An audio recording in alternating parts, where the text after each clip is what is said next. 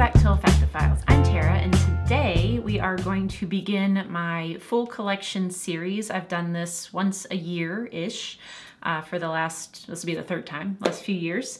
And so this one's actually going to be quite a bit smaller. I'm going to do 3 parts because my collection has decreased in size significantly since the last time I did this. And so today we're going to begin, as we always do, with the letter A and go all the way through the letter E. So let's go ahead and get started. All right, the first house up in my collection is that of Amouage, and this one is called Sunshine Woman. It's a Sydney Lancaster creation, and this one is known as being a fairly osmanthus dominant fragrance, so it smells kind of like leathery apricot-y, but it also has a note of white tobacco in here that I really love. This one, I get like touches of like almondy sort of nuances as well, but as a whole, I would say this one's not like super sweet, touches of sweetness, and so it is pretty good. I would say like warmer weather in general, although you could wear it in the winter too. So that's the first one, and the only one I have from Amouage currently. Next up, we have a couple from Atelier Cologne, and these are pretty straightforward, just citrus scents. The first one is Orange Sanguine. This is created by Ralph Schweiger, I think is his name. He did both of the two that I have here. So Orange Sanguine is, oh, it's so nice. This one just has a ton of orange in it. Like it's very like juicy type of fragrance, has some pepper, and I would guess there's like a little bit of like a woodiness to this as well, or it feels like there's a woodiness to it. But that's the first one I have from Atelier Cologne. And then the other one is Pomelo Paradis, which is more of like a grapefruit dominant, but there's still some orange qualities to this one as well. And I would say this one has some like light floral and honey touches to it also. But both of those are very like juicy, very citrusy fragrances that I particularly like for the summertime, but especially to wear to the gym. They just, I don't know, I just love the way they smell for the gym. They're like energizing and refreshing. So that's my Atelier Cologne fragrances. And then of course we have Atelier des Ors, and I have 2 from them. So the first one up is called Courtesange, and actually both of these are created by Marie Salamagne. And this one to me smells like a delicious citrusy, like kind of orangey cocktail, like an alcoholic beverage in some way. This one has, again, like there's something sort of honeyed about it. There's the orange, and there's like kind of a fruitiness to it. But yeah, it just reminds me of a delicious like summertime cocktail. So that's Courtesange. And then the other one I have is probably their most popular. This is called Lune Feline. And this one smells fairly similar to By the Fireplace from Replica, and also happens to be the same perfumer. But this one is like this sort of smoky vanilla Peru balsam kind of fragrance. It does have some cardamom in it as well, which I really like. And definitely some woods and musk too. So that one is fantastic, but like I said, it does smell kind of similar to By the Fireplace. This one I think people tend to find more challenging, but I don't particularly find this challenging at all.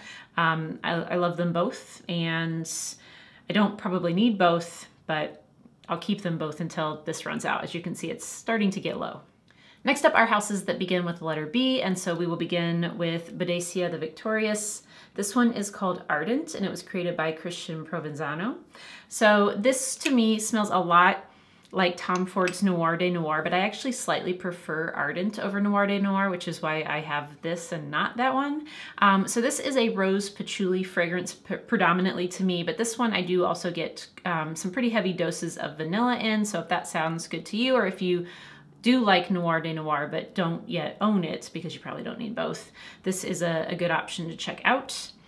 And then I have one from Bond number 9. I'm not really a big fan of this house at all. And honestly, if I were to sample this fragrance now, it's not something I would buy again, but I'm not going to get rid of this bottle because it is the first niche fragrance that I ever purchased probably about 10 years ago. And yeah, I would say it's almost exactly 10 years ago. But I still enjoy the way it smells, so I'm not going to get rid of it, and I do occasionally wear it. This is called the Scent of Peace. It's the version that's quote unquote for her, because I think the men's one came out later. But this one is like this sort of fruity, musky, woody scent. There's black currant and some sort of like a citrus in there, but mostly it's like the fruits, the musk, and cedar, I would guess, is what's in here. But if I didn't say it, this is Michelle Almeric, and I do get a lot of compliments on this, but it's not anything like groundbreaking. Like I said, if I were to like sample this now, 10 years later, I probably wouldn't buy it, but I definitely loved it then, and I still enjoy wearing it. It's a very pleasant fragrance. Then we have a new addition to my collection. This is from Boucheron, and it's called Iris de Syracuse. This is one of Natalie Larson's fantastic iris compositions. She does great work with iris scents. She actually has made a couple of my very favorite, and this I think is going to be one of my very favorite iris fragrances. I went through a whole decant of this, and I actually wore it to one of my best friend's weddings in July. Absolutely loved it. I used up the whole decant. This makes me feel elegant and beautiful and put together every time I wear it. And it's phenomenal. So with this one, obviously you have that nice like sort of orris, you know, composition going on, but then there is musk in here. There's like this fluffy heliotrope.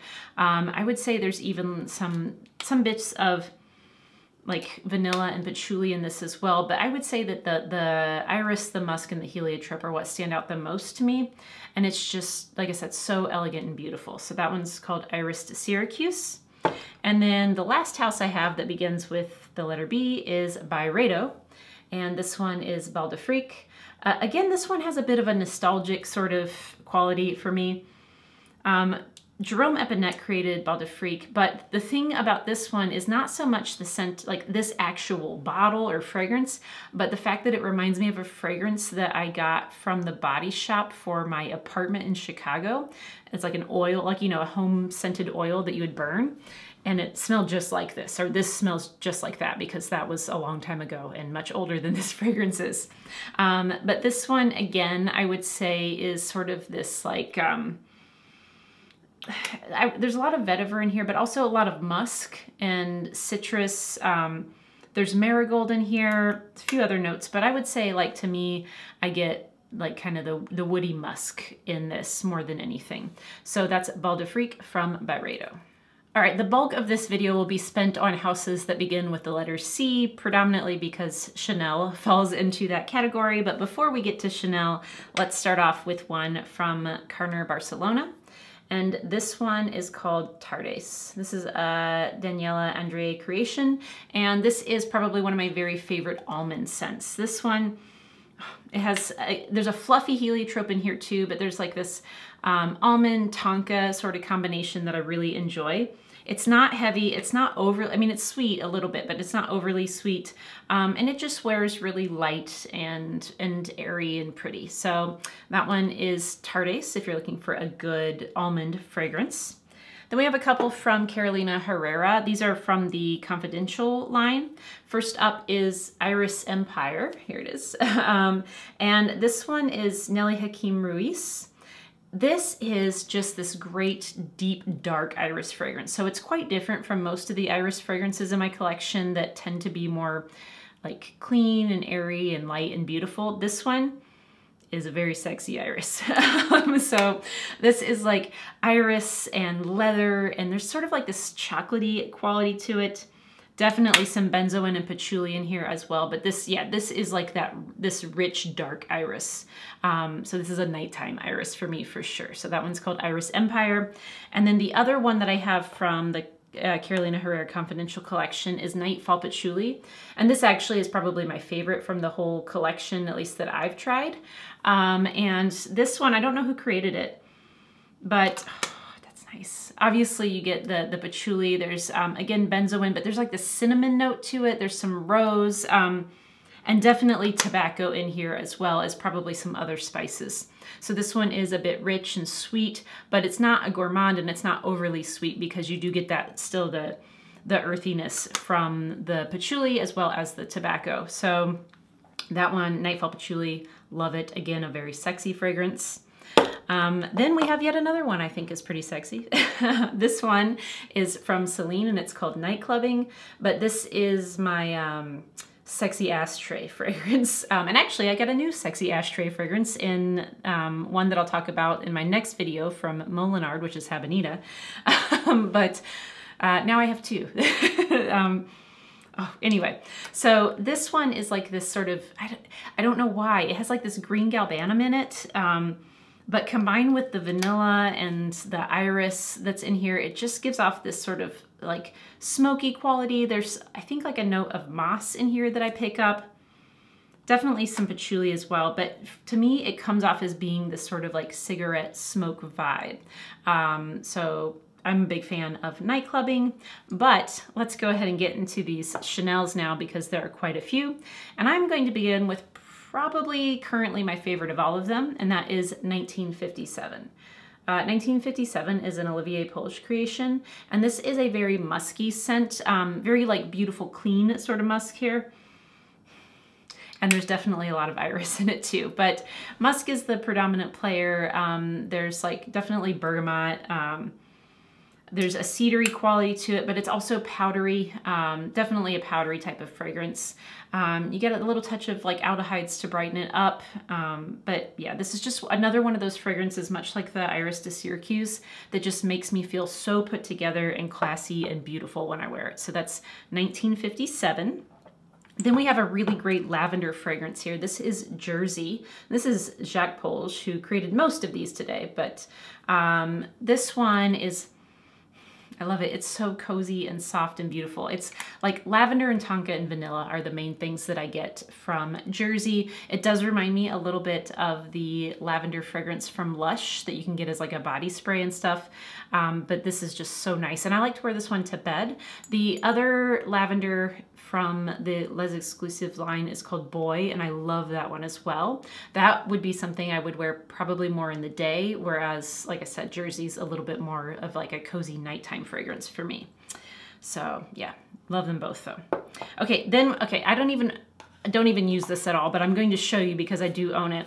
I have a bottle of the No. 5 like anniversary limited edition thing that came out last year. It's in here, but I'm not even gonna take it out because it's literally just a collector's item. So there's that, I'm not gonna talk about it. That's the Eau de Parfum though of No. 5. I will talk about this next one though. So this is the one I actually use. This is Chanel No. 5 Au Premier. And again, Jacques Polge here. This definitely, you know, you can tell it's a No. 5 flanker for sure. You get the aldehydes right away, and you get like long, I would say neroli in here too, but you get like a heavy dose of lemon in this one, or I think it's lemon anyway, citrus for sure. And I would say like the vanilla is also a bit more amped up in Au Premier. Those are the kind of the two notes that I feel like I detect more, or that make it kind of stand out from the typical Chanel No. 5. I would say that the Au Premier and the Eau de Cologne Vintage are my two favorite versions of Chanel No. 5, at least that I've smelled.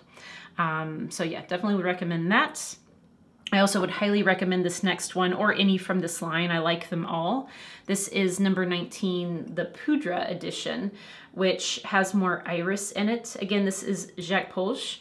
So this one is still a green fragrance, much like No. 19 is, but yeah, it has quite a heavy dose of iris in it. So you have the iris, you have this green galbanum, you have vetiver, some musk, and I like all the No. 19s, but this is the one that I purchased, and that's probably because I just freaking love iris.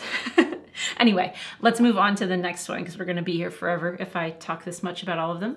This next one is Sycomore, and Sycomore, again, Jacques Polge. This is definitely a very like kind of obvious vetiver fragrance. So there's vetiver, cypress, juniper, a little bit of spice and tobacco in here as well, but not very much tobacco, almost none. I feel like compared to the Eau de Toilette version that was released previously, this is the newer Eau de Parfum, but I still love it. I think it's fantastic.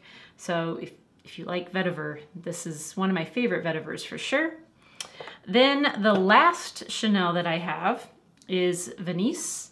And this comes from their Les Eaux collection. This is a really pretty, I would say, again, sort of iris dominant, but also there's a lot of musk in here, other florals, some vanilla, citrus for sure of some sort. I'm not exactly positive what it is, but for me, this is just a really easy to wear, smell clean, smell good kind of fragrance.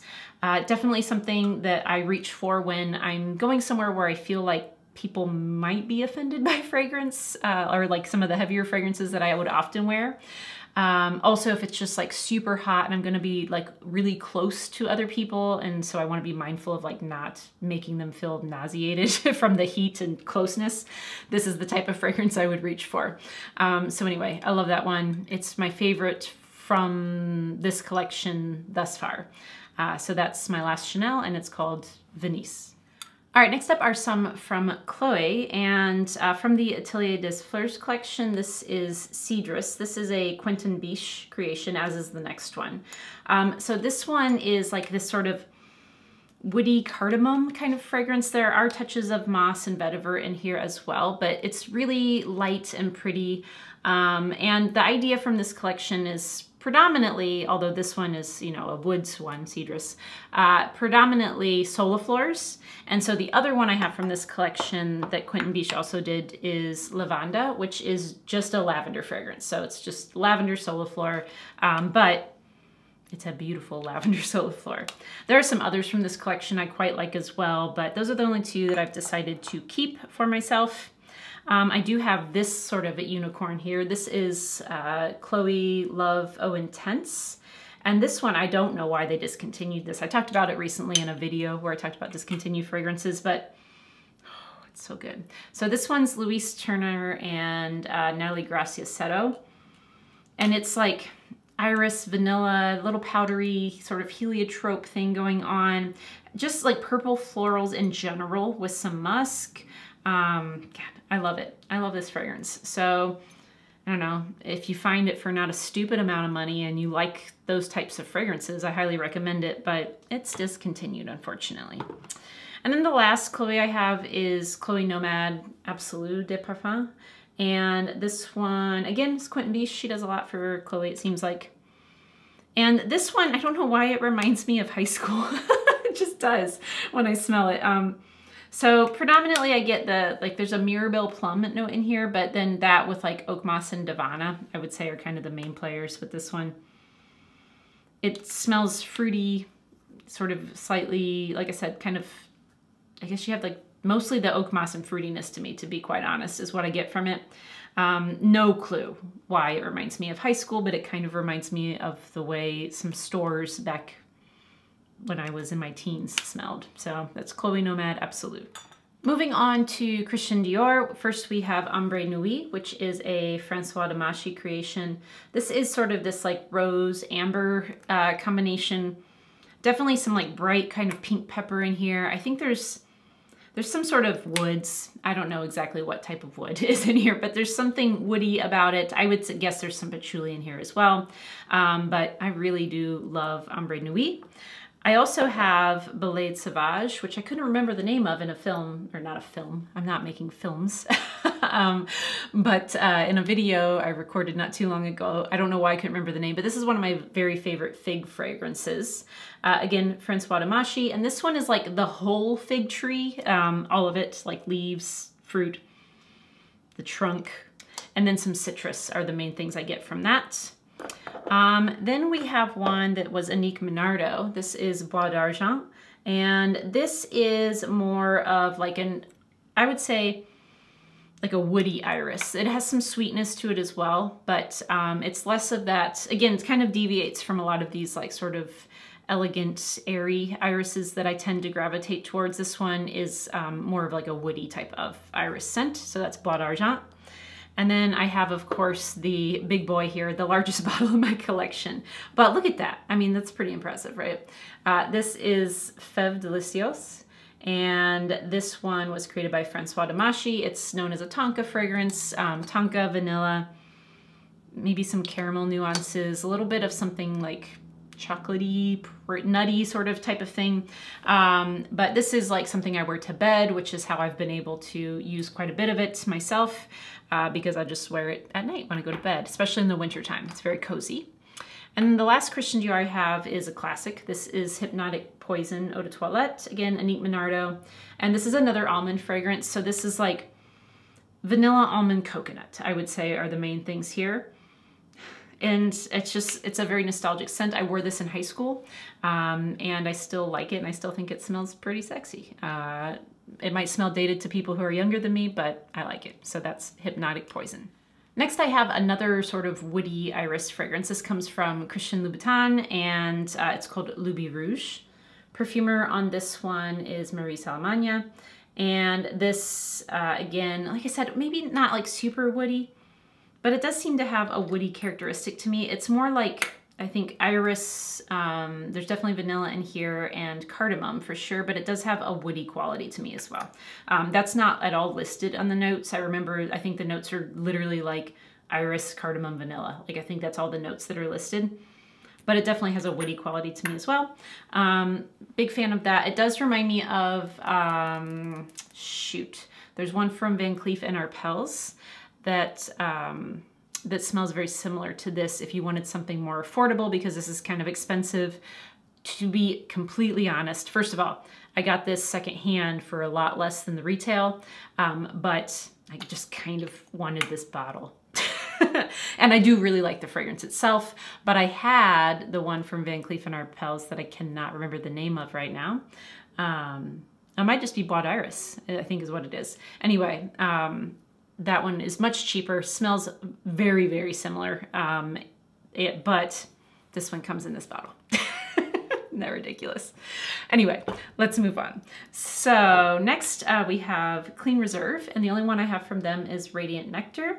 This is definitely sort of a musky ambrette fragrance with a lot of pear.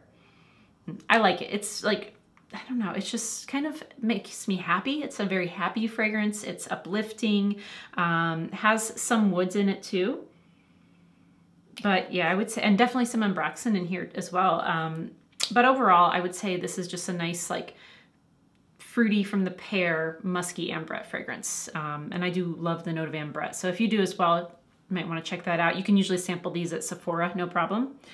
Then we have a couple Diptyque. Another ambrette, musky sort of fragrance here is Fleur de Peau. This one was created by Olivier Péchu, and in addition to that sort of like a musky ambrette thing that's going on here, I definitely get some iris in this. I would guess there's some aldehydes in it as well. It does seem to have sort of a lift from that. And I think pink pepper in here too. So Fleur de Peau, love that. Nice, really nice kind of musky type of fragrance. Then I have Volutes, and Volutes is a tobacco scent from Diptyque. It was created by Fabrice Pellegrin. And this one is like kind of honeyed type of tobacco. There's a Papanax in here, and I would say, I think cinnamon is the spice that's in here. But yeah, I'm a fan of that one for sure. It doesn't get talked about a lot, but I think this is a great tobacco fragrance. And then we get to my, like, if I had a signature, what would be my signature? This is Ducida's Isara. So this one I've talked about a ton on my channel. I feel like I should get free bottles of this, I'm just saying. But Isara is this, it's like tonka and vetiver and smells like pine trees, and oh my god, freaking love this fragrance. So there's like tobacco qualities to it. There's like this sort of salty ambergris musky thing going on.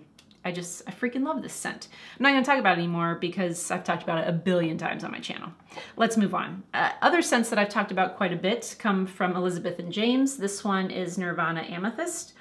Oh, I forgot to say, this is by Pisar Umavijani. She's the owner of this brand. Again, you probably already know because I've talked about it a million times. But anyway, I don't know who the perfumer is for either of these Nirvana fragrances I'm going to talk about, but Nirvana Amethyst is the tobacco one. It's like tobacco, honeysuckle, and cedar. It's a very cheap fragrance, and I think it's great for the price. Both of these are ones I like to wear to bed. The other one is Nirvana Bourbon, and this one is more of like it smells like a bourbon barrel. So kind of like vanilla and like oak, and I think there's touches of tuberose in this one as well. But again, for the price of these, they're very inexpensive. I think you can't go wrong. Moving on, two more. I have two that begin with the letter E. First up is Essential Parfum, and this one is called Rose Magnetic by Sophie Labbé. And this one is like this really pretty watery, rose, lychee, woody kind of cedar combo. Definitely some musk in here as well. But if you are a fan of Stella McCartney's Stella, I think you would very much love this. It's in the same style as that sort of watery rose is.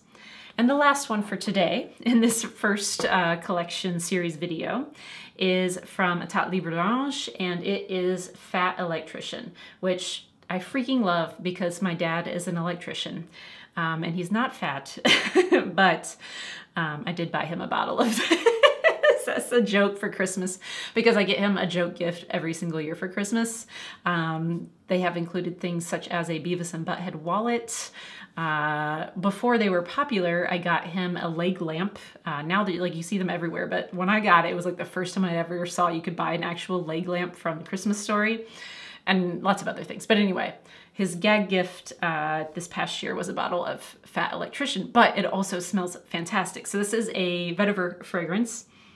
And it's created by Antoine Maison-Dieu. It's, I would say, yeah, it's just like vetiver with some pepper, touches of vanilla, maybe a resinous type of quality to it as well. But I'm a big fan of this fragrance. It doesn't like last super long, but that doesn't bother me.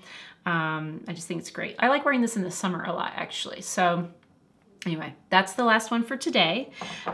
Join me again soon for part 2 of my entire fragrance collection.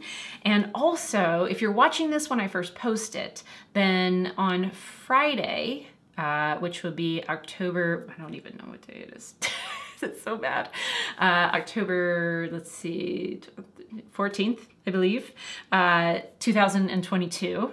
I will be on Pep's channel called The Sentinel for a live stream you should check out. We're going to be talking about musk fragrances, so you will hear about a couple of these that I've talked about today, as well as several others. But yeah, we're just going to talk about musk fragrances that we love, and if that sounds good to you, check that out. I will link his channel as well as the actual live stream link down below in the description box. You can subscribe to him if you haven't already. I'm sure most of you do. But if you don't, go ahead and subscribe to him and make sure you turn on the notification for the live, and I'll see you guys there. Anyway, that's it for today. I hope you all are having a wonderful week, and I will see you soon. Thanks for watching. Don't forget to like the video, subscribe, all that jazz. See you later. Bye.